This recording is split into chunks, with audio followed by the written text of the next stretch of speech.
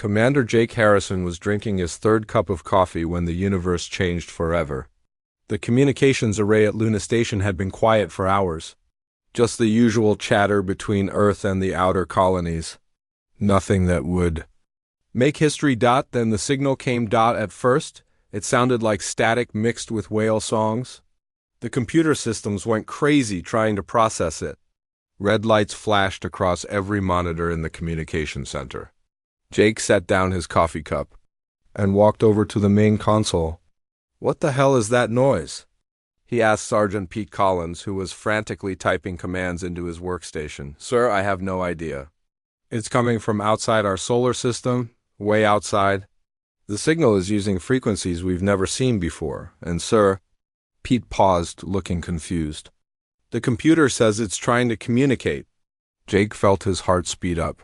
In 50 years of space travel, humanity had never found another intelligent species. They had always wondered if they were alone in the universe. Now, it seemed they had their answer. "Get Dr. Lisa Carter down here immediately," Jake ordered. "And patch me through to Admiral Morrison on Earth. She needs to hear this." Dr. Lisa Carter arrived 20 minutes later, her hair still messy from sleep. She was the best language expert in the Solar Defense Force. If anyone could figure out alien communication, it would be her. "Play it again," she said, putting on her headphones. She listened to the strange sounds for almost an hour, taking notes and running the signal through different computer programs. Jake watched her work, feeling nervous. The signal kept repeating the same patterns over and over. It sounded desperate, like someone crying for help. "I think I've got something," Lisa finally said. She looked pale and worried. "Jake, this isn't just communication. This is a distress call. They're using mathematical concepts to build a basic language. Look at this." She pointed to her screen, which showed waves and patterns. "These numbers here represent star systems. And these sounds, they're names, alien names. They're telling us about places that are being destroyed." "Destroyed by what?" Jake asked. "That's what scares me," Lisa replied. "They keep using this one sound pattern. Based on the math, I think it means swarm or plague or something that spreads and consumes everything." The next few hours were a blur of activity. More signals came in, each one clearer than the last. Lisa worked with her team to build a basic translation program. Slowly, words began to form from the alien sounds. Then, suddenly, the signal changed. Instead of the desperate crying sounds, a new voice came through. This one was calmer, more controlled. "People of the third planet," the translated voice said. "We are the Galactic Cooperative Council. We speak for 1,000 worlds and 10 million years of civilization. We send this message in hope and desperation." Jake nearly dropped his coffee cup. The room went completely silent except for the alien voice. "We have found your location through your radio signals. We know you are young, only recently leaving your birth world. But we need your help. An ancient enemy has returned. The void swarm wakes from its long sleep, and our greatest fleets cannot stop it." The voice paused, and Jake could hear what sounded like explosions in the background. "I am Ambassador Cathara of the Zephyrian Collective. My people have lived in peace for 50,000 years. We build beautiful cities and create art that spans solar systems. Our weapons are designed to disable, not destroy. We believe in preserving life above all else." Another pause, more distant sounds of destruction. "But the swarm does not care about our beliefs. It consumes everything. Planets, stars, entire civilizations. It turns what it takes and makes more of itself. We have lost 3 systems in the past month. My own homeworld is under attack." Jake looked at Lisa, who was translating as fast as she could. Her face was white with shock. "We studied your world before sending this message. Your planet is what we call a Class 12 death world. Most species cannot survive on such a hostile place. Your gravity is too strong. Your weather is too violent. Your very air would poison most of us." Jake felt a strange pride hearing that. Earth had always seemed normal to him, but apparently it was one of the most dangerous places in the galaxy. "But this is also why we contact you," the alien voice continued. Species that survive on death worlds develop different solutions to problems. Your radio signals show constant warfare, your entertainment celebrates violence. Your greatest heroes are warriors. What are they asking us to do?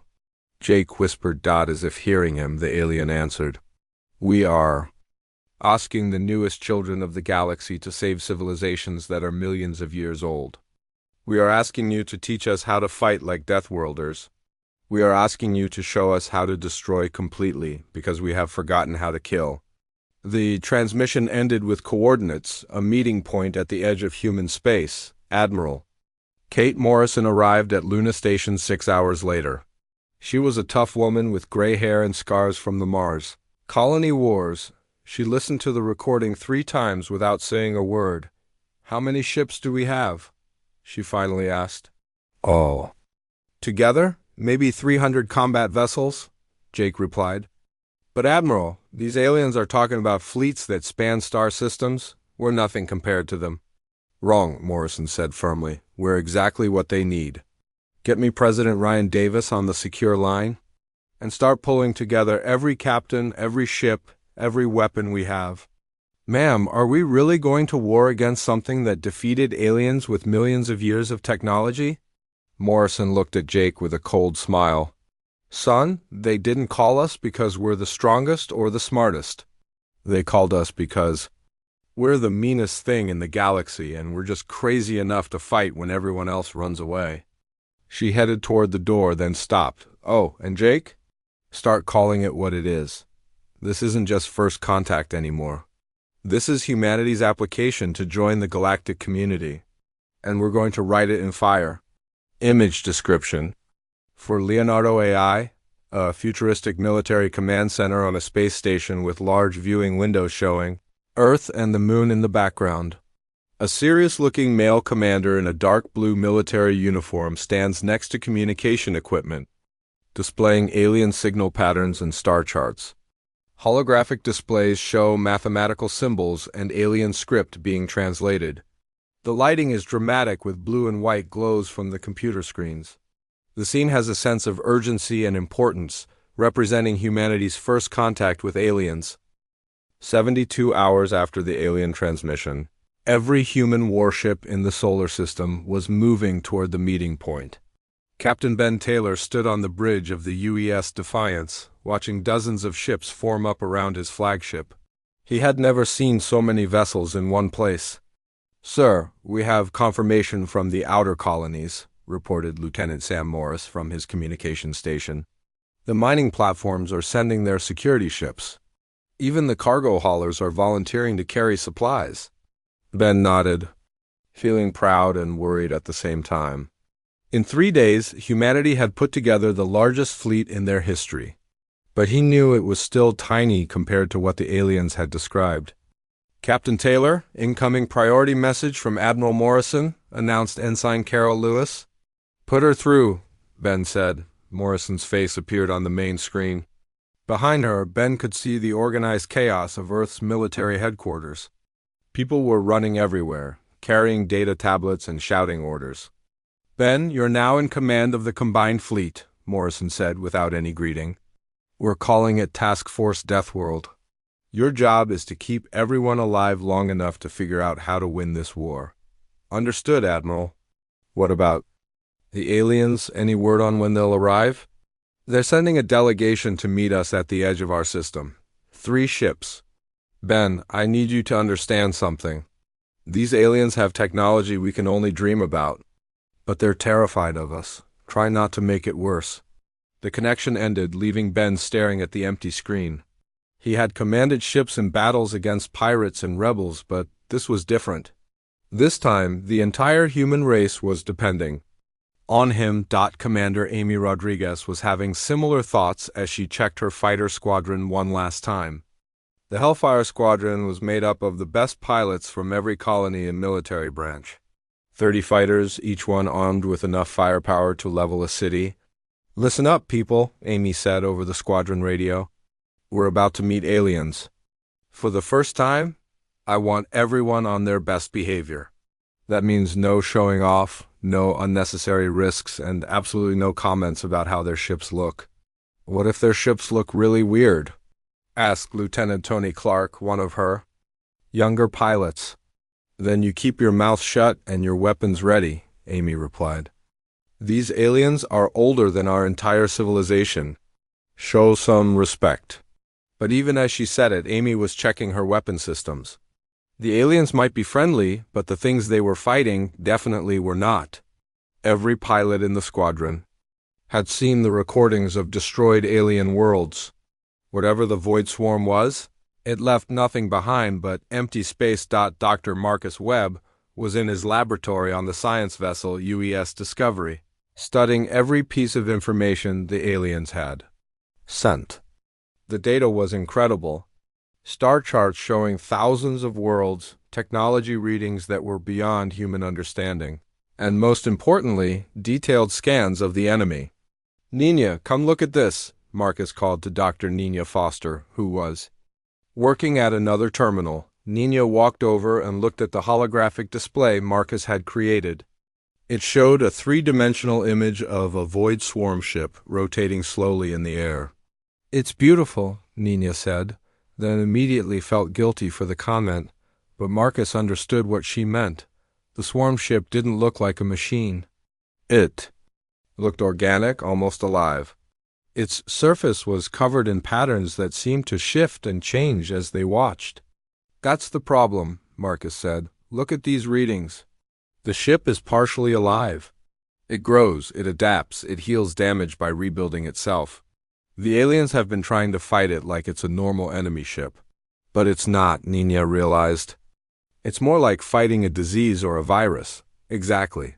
And the aliens don't understand that because they've never dealt with anything like this, their worlds are peaceful. They don't have the diseases and parasites and predators that we grew up with on Earth. Nina pulled up another file on her tablet. Look at their weapon systems, Marcus. Everything is designed to disable, not destroy. They have tractor beams, paralysis rays, systems that shut down enemy ships without hurting the crew inside.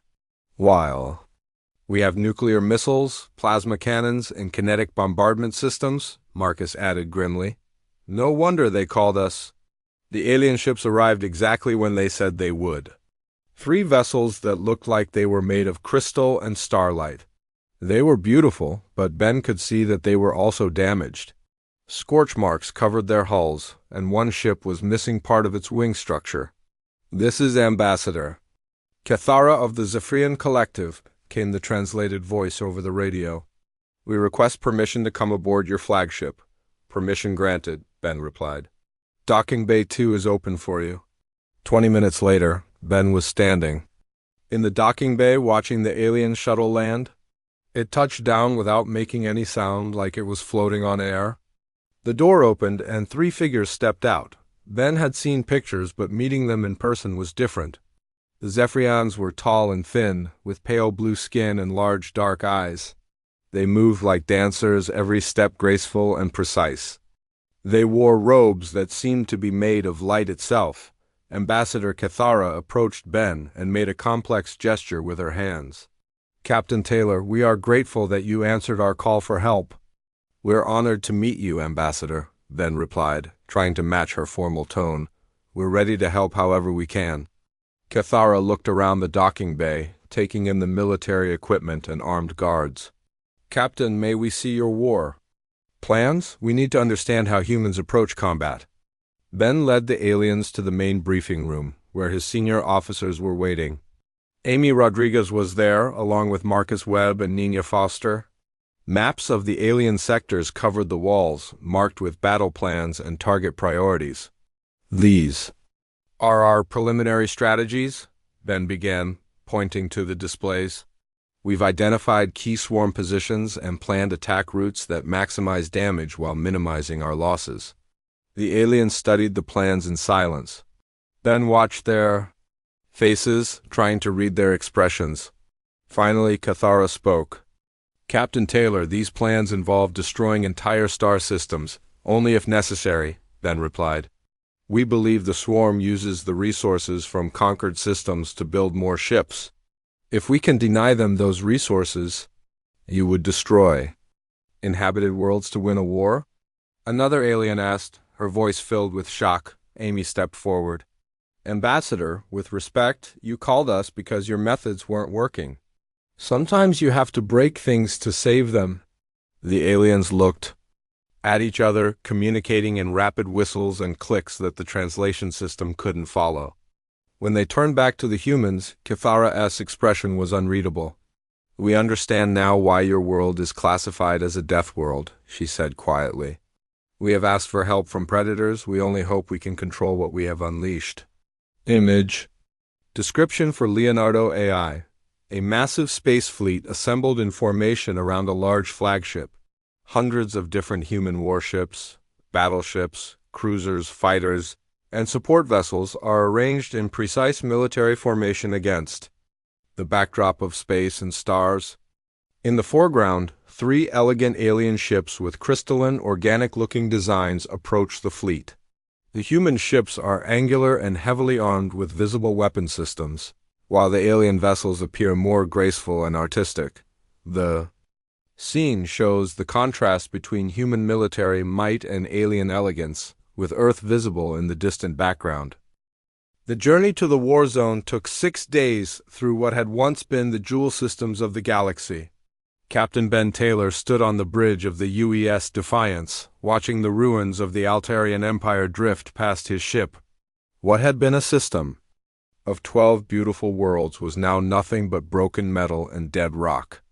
Jesus Christ, whispered Navigator Julie Adams, staring at her sensors. Sir, I'm reading debris fields that stretch for millions of kilometers. These aren't just destroyed ships. These are entire planets that have been torn apart. Ambassador. Kithara stood beside Ben, her blue skin even paler than usual. The Altarians were artists and philosophers, she said quietly. They built cities that floated in the clouds of gas giants. Their music could make stars weep with beauty. What happened to the people? Ben asked. Consumed, Kithara replied. The swarm doesn't just destroy. It takes the organic matter and uses it to grow more ships. Every person who lived here is now part of the enemy fleet. Ben felt sick to his stomach, but he kept his expression calm. Behind him, he could hear Ensign Carol Lewis quietly throwing up into a wastebasket. The scale of destruction was beyond anything humans had ever imagined. They passed through 2 more dead systems before reaching what the aliens called the forward zone. Here, scattered alien fleets were still fighting, trying to slow down the swarm's advance toward the core worlds. Captain Taylor, came a voice over the radio. It was Commander Amy Rodriguez in her fighter. Request permission to take a scouting patrol forward. We need eyes on the enemy. Granted, Ben replied. But Amy, don't engage. We need intelligence, not heroes. Copy that, sir. Brooks, you're with me. Lieutenant Kelly Brooks had been flying fighter since she was 18. She was one of the best pilots in the human fleet, with reflexes that bordered on superhuman. But as she flew toward the enemy positions, she felt nervous for the first time in years. This is crazy, she said. Over the radio to her wingman, an alien pilot named Valtos. We're scouting an enemy that destroyed civilizations that are older than our entire planet. Your species has unusual courage, Valtos replied in his musical voice. Most young races would flee from such a threat. We're not brave, Kelly said, adjusting her fighter's stealth systems. We're just too stupid to know when we're beaten. They flew in silence for 20 minutes before Kelly's sensors picked up the first swarm ships. What she saw made her freeze in her pilot seat. Holy shit, she breathed. The swarm ships didn't look like any vessel she had ever seen. They were organic, like giant insects or deep-sea creatures. Their hulls pulsed with veins of light, and tentacles writhed along their sides. Worst of all, she could see them changing as she watched. Growing new weapons, healing damage, adapting to threats. Valtos, are you seeing this? She asked. Yes. The alien pilot replied, his voice filled with terror. They're alive, Kelly. The ships themselves are alive. Kelly activated her long-range cameras and began recording everything. The swarm vessels moved like a school of fish flowing around. Obstacles and changing direction without any visible communication. In the center of the formation was something that made her blood run cold. It was a planet, or it had been a planet. Now it was covered in the same organic material as the ships, with massive structures growing from its surface like tumors. Ships were being born from the planet's flesh, emerging fully formed and joining the fleet. "We need to get back," Veltos said urgently. "If they detect us, But it was too late. Kelly's sensors screamed warnings as dozens of small swarm fighters broke away from the main fleet and started flying toward them. "Run!" Kelly shouted, pushing her fighter to maximum speed. The chase lasted 15 minutes, but Kelly's human-built fighter was faster than anything the swarm had. She and Veltos made it back to the fleet with valuable intelligence and only minor damage to their ships. Back on the Defiance, Commander Steve Parker was having the worst day of his engineering career. The alien technology was incredible, but it was designed by species that thought completely differently than humans. "Sir, I don't understand how their weapons work," complained Chief Engineer Matt Turner. "They don't have targeting systems. They just sort of ask the enemy ships to stop fighting." "Well, we're going to change that," Steve said grimly. He was looking at the blueprints for human kinetic weapons, trying to figure out how to attach them to alien ships. The aliens had given them access to their most advanced technology, but every system was designed to preserve life. Their shields could stop any weapon without harming the attacker. Their engines could move faster than light without disturbing space around them. Their computers could calculate the movement of entire galaxies, but they couldn't kill anything. "Matt, forget about using their weapons," Steve decided. "We're going to build our own. Strip the plasma cannons off the destroyers and mount them on their ships. If their computers won't target living beings, we'll use our computers." "Sir, that's going to create some serious compatibility issues," Matt warned. "Then we'll solve them," Steve replied. "These aliens need weapons that can actually hurt something. We're going to give them teeth." The work took 3 days. Human engineers worked around the clock, combining alien technology with human weapons. The result was ships that horrified their alien crews. The UES Alliance was a beautiful Zephyrian cruiser that had been designed to explore new worlds and make peaceful contact with other species. Now it bristled with human missile launchers and energy weapons. Its elegant curves were broken by armor plating and weapon turrets. "It looks like a predator," whispered the ship's alien captain Zareth as he saw his vessel for the first time. "Good," Steve replied. "That's exactly what we need." Dr. Marcus Webb was working with a team of alien scientists, trying to understand how the swarm operated. What they discovered was worse than anyone had expected. "It's not just a fleet," Marcus explained to Captain Taylor during a briefing. "It's a single organism. Every ship, every weapon, every soldier is connected. They share memories, experiences, tactical knowledge. When we destroy one ship, the others learn from its death. How do we fight something like that?" Ben asked. "We don't fight it," Marcus said. "We poison it. I've been working on a modified virus, something that can attack their biological systems. If we can get it into their network." "You're talking about biological warfare," said Dr. Nina Foster, looking uncomfortable. "Yes," Marcus replied without hesitation. "We're talking about genocide. Complete extermination of a species. The aliens can't do it because their ethics won't let them, but we can." The room fell silent. Ben looked around at his officers, seeing the same grim understanding in all their faces. "Do it," he ordered. "Prepare your virus, Doctor. We'll find a way to deploy it." 2 days later, they reached the core worlds. The sight that greeted them was heartbreaking. Hundreds of alien ships were fleeing from a massive swarm fleet. The beautiful crystal cities of the Zephyrian homeworld were burning. Billions of refugees crowded onto evacuation ships trying to escape. "This is Admiral Tisara of the Council Defense Fleet," came a desperate transmission. "All ships retreat to the outer defenses. We cannot hold this position."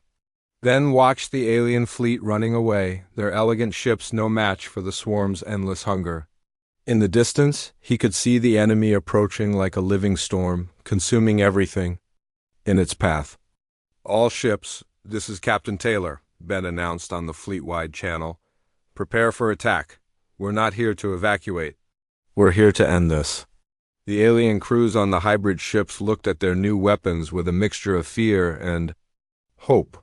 They had never used tools designed purely for killing, but watching their homeworlds burn, they were ready to learn. Target their bioships, Amy Rodriguez ordered her fighter squadrons. Let's show these things what humans do to monsters. The final battle was about to begin. Image description for Leonardo AI.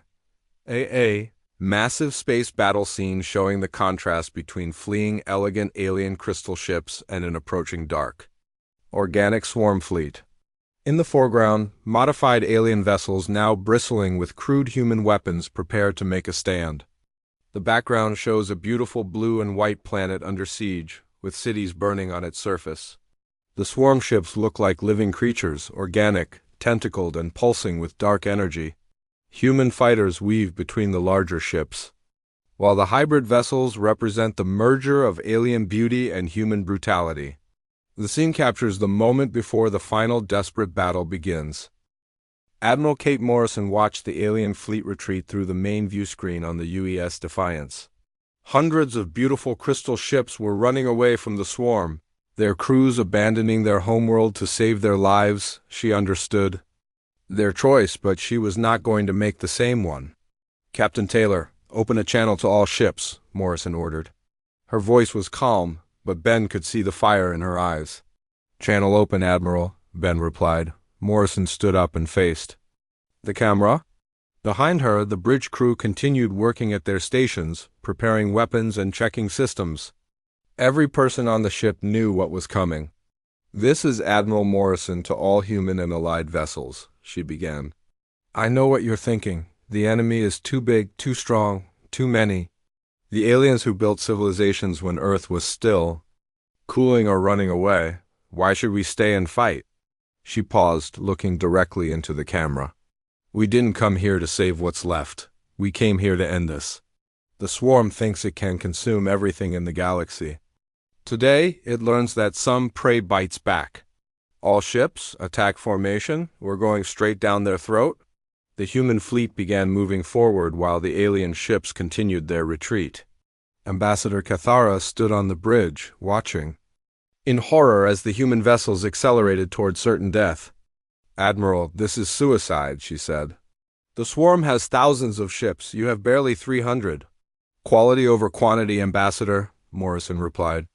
Besides, we're not planning to fight fair. Captain Ben Taylor was in the lead ship, a UES Defiance. Behind him, every human warship in the fleet followed in perfect formation. The alien crews on the hybrid vessels looked terrified, but they stayed with the humans. Sir, Swarm Fleet is responding to our approach, reported Lieutenant Sam Morris. They're turning to meet us. Good, Ben said. That means they think we're a threat worth stopping. Amy, are your fighters ready? Commander Amy Rodriguez was all ready. In her fighter, leading the Hellfire Squadron toward the enemy. Around her, 30 of the best pilots humanity had ever produced flew in tight formation. Ready as we'll ever be, Captain, Amy replied over the radio. Special packages are armed and ready for delivery. The special packages were weapons that the aliens didn't even have names for. Humans called them planet crackers, bombs that could split moons and collapse stars. The aliens had begged the humans not to use them, but Amy knew there was no other choice. Remember, people, Amy told her squadron. These things killed entire civilizations. We don't get to be nice today. The two fleets met in the space between the Zephyrian homeworld and its 3 moons. The swarm ships moved like a living wave, their organic hulls pulsing with dark energy. They were beautiful in a horrible way, like deep-sea monsters or cancer cells. All ships, fire at will, Ben ordered. The human fleet opened fire with everything they had. Plasma cannons, nuclear missiles, kinetic bombardment weapons, and experimental energy beams lit up the darkness of space. The sound was incredible, even in the vacuum as the weapons tore into the swarm formation, but the swarm ships didn't die easily. They absorbed the damage and kept coming, healing wounds and growing new weapons as the humans watched.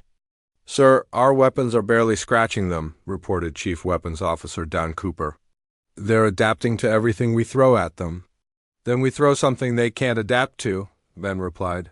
Dr. Webb, now would be good. Dr. Marcus Webb was in his laboratory on the science ship UES Discovery. Around him, sealed containers held the most dangerous weapon humanity had ever created.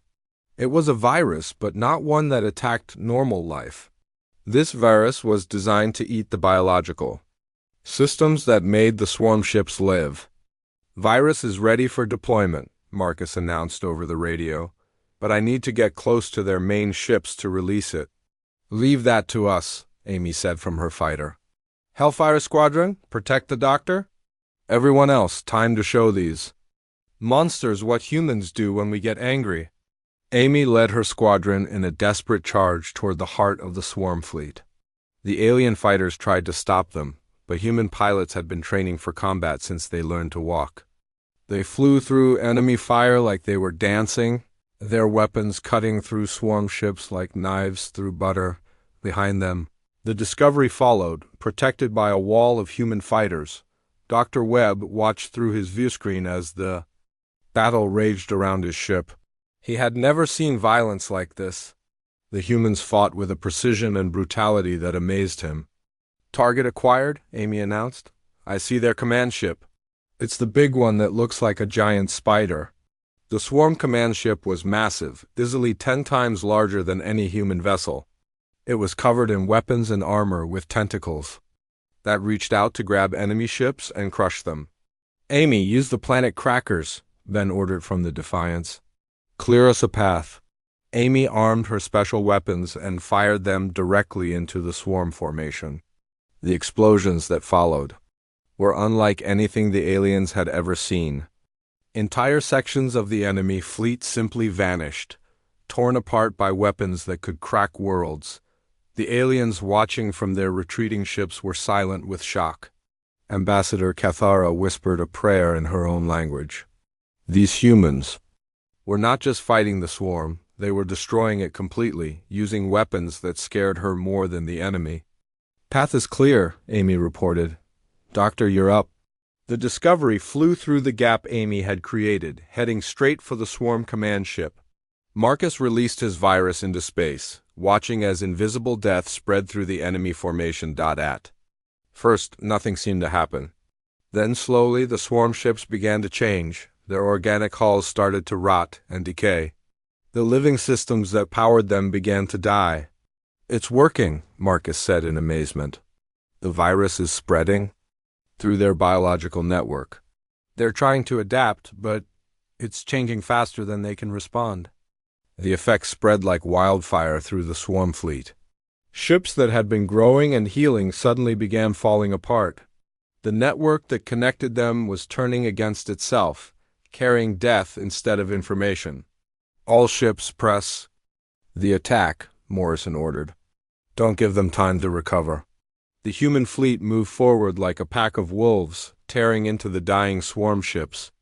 The hybrid vessels followed, their alien crews finally understanding what human warfare really meant. Commander Steve Parker watched from his engineering station as the modified alien weapons fired alongside human guns. The combination was devastating. Alien precision guided human destruction, creating a force that neither species could have achieved alone. Look at that, he said to his assistant. Beautiful alien technology married to good old human hatred. It's perfect. The battle lasted 6 hours. When it ended, the swarm fleet was nothing but debris floating in space. The ancient enemy that had destroyed 1,000 worlds was finally dead. Killed by the youngest species in the galaxy. Ambassador Cathara stood in the ruins of her fleet's command center, watching the human ships celebrate their victory. Around her, alien officers whispered in amazement and fear. They did it, she said quietly. They actually killed the unkillable.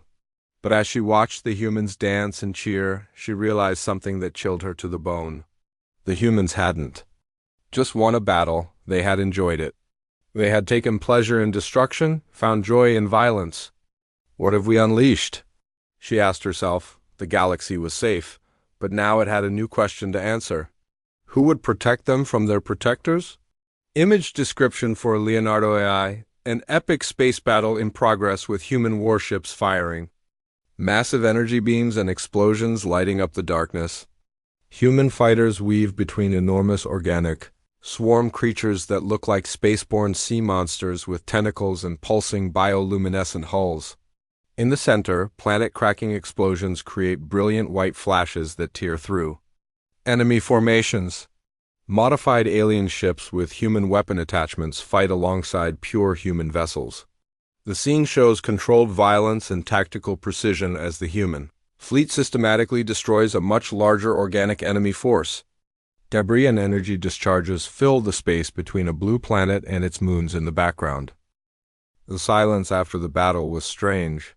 For the first time in months, no swarm signals filled the radio channels. No organic ships moved through space like hunting predators. The ancient enemy that had terrorized the galaxy for thousands of years was finally dead. Captain Sarah Kim stood in the medical bay of the UES Mercy, watching doctors treat both human and alien wounded. Her ship had been a cargo hauler before the war.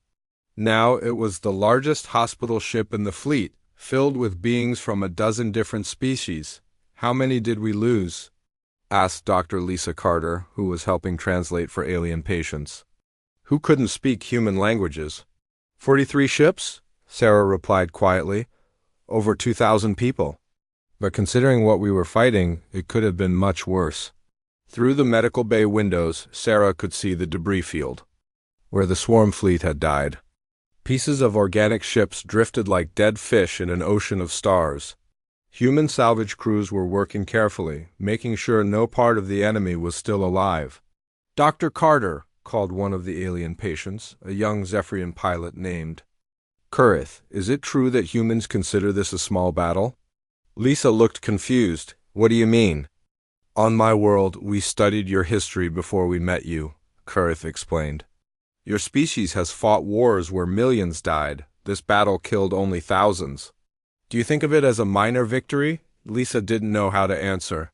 To humans, losing 2,000 people was terrible. But compared to wars like World War II or the Mars Colony Uprising, it was a small price to pay for saving the entire galaxy. "Every life matters to us," she finally said. "But yes, we expected to lose more." Kurith looked at her with his large, dark eyes. "Your species frightens us," he said honestly. "But we are grateful that your fear is directed at our enemies, not at us."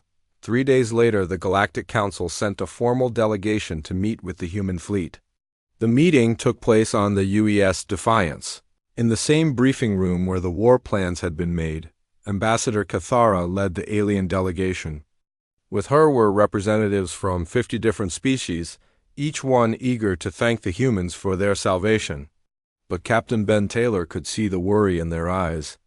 "On behalf of the Galactic Council, we offer our eternal gratitude," Cathara began. "Humanity has saved civilizations that are millions of years old. We will never forget this debt." "It was our honor to help," Ben replied formally. "We're just glad we arrived in time." "However," Cathara continued, and Ben heard the word he had been expecting. "The Council has concerns about some of the methods used in the battle." Admiral Morrison, who was attending the meeting by video link from Earth, leaned forward. "What kind of concerns?"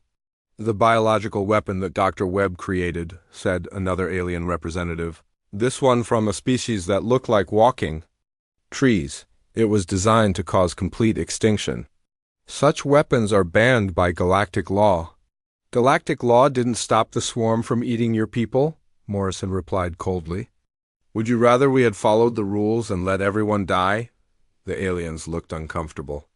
They had spent millions of years developing laws and treaties that prevented the kind of warfare humans practiced.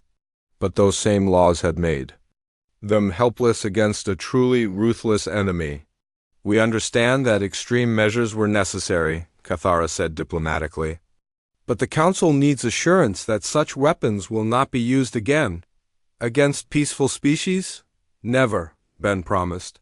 "But if another threat like the swarm appears, we reserve the right to do whatever is necessary to stop it." The meeting continued for hours, with the aliens trying to establish rules for human military action and the humans politely refusing to be limited. Finally, they reached a compromise that satisfied no one but everyone could live with. Dr. Marcus Webb was on his way back to Earth, but he left behind a small research station in orbit around the Zephyrian homeworld. The station was officially there to study swarm remains and help with planetary recovery. Unofficially, it was there to make sure the humans could respond quickly if another threat appeared. "The virus samples are secure," Marcus reported to Admiral Morrison during his final briefing. "Old data on the biological weapon has been classified at the highest level. Only a few humans know how to recreate it." "Good," Morrison replied. "Let's hope we never need it again." But both of them knew that hope was probably foolish. The galaxy was a big place, full of dangers that the peaceful aliens couldn't handle. Humanity would be called upon again. Commander Amy Rodriguez was given a medal by the Zephyrian government for her role in the final battle.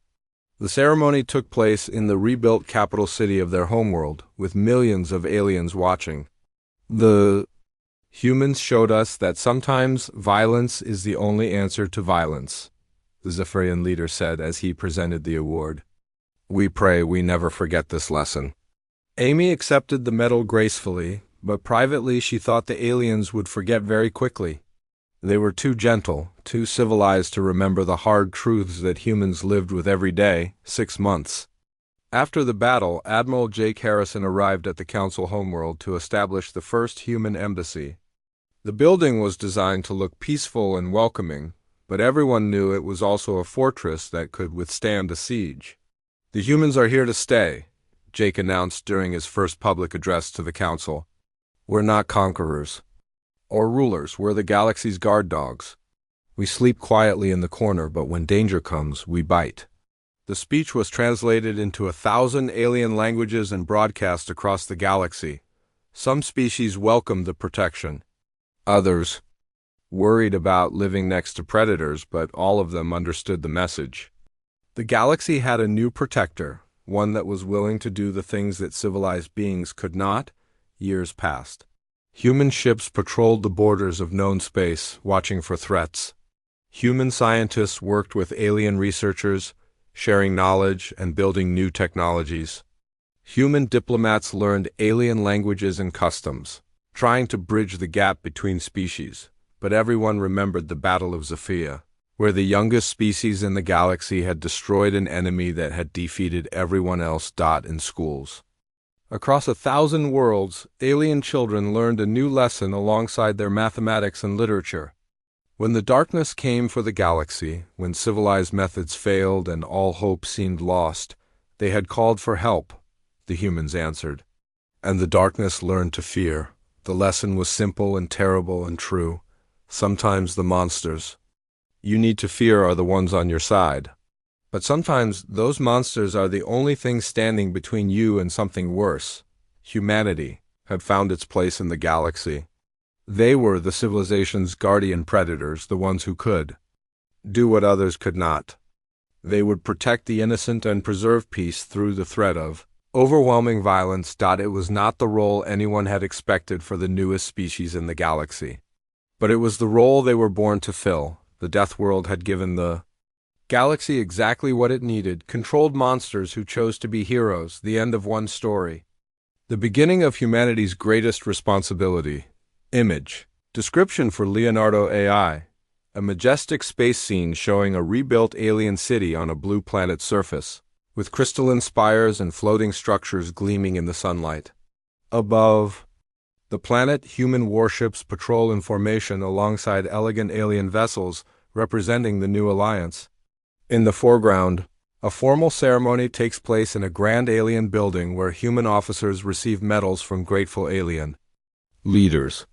The scene shows harmony between species, but the human ships in orbit hint at the military power that maintains this peace. Stars fill the background, and debris from the ancient battle still glimmers faintly in the distance, a reminder of the price of salvation.